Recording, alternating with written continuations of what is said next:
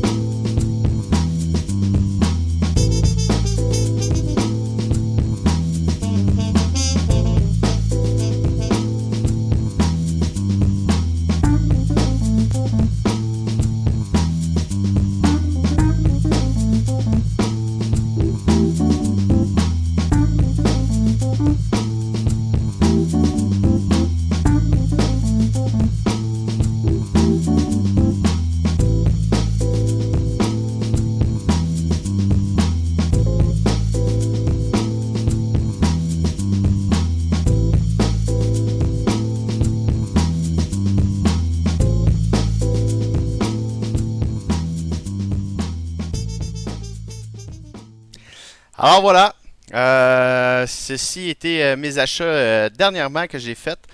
Donc, ce qui est arrivé, c'est que l'année passée, j'étais dû pour changer d'ordinateur vu que j'ai commencé à faire un peu de montage vidéo et puis de la GoPro.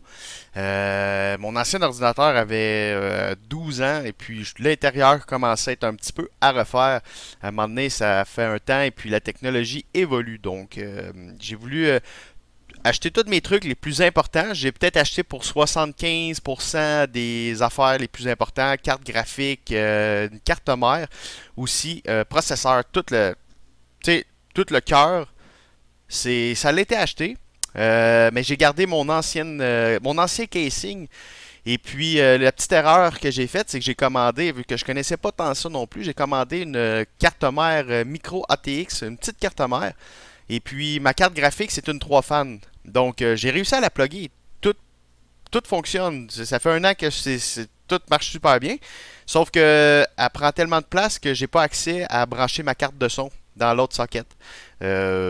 Donc, ça, c'était un petit peu plate pour ça. Puis, il y avait certains câbles qui étaient un petit peu trop praillants à mon goût que je trouvais un petit peu so-so, donc pour la qualité de l'assemblage puis tout. Fait que puis il y a aussi mon ordinateur qui commence à faire un peu des bruits bizarres lorsque je l'allume. Aussitôt que je l'allume, les 5 premières minutes, on dirait un bon vieux TDI qui a de la misère à partir l'hiver.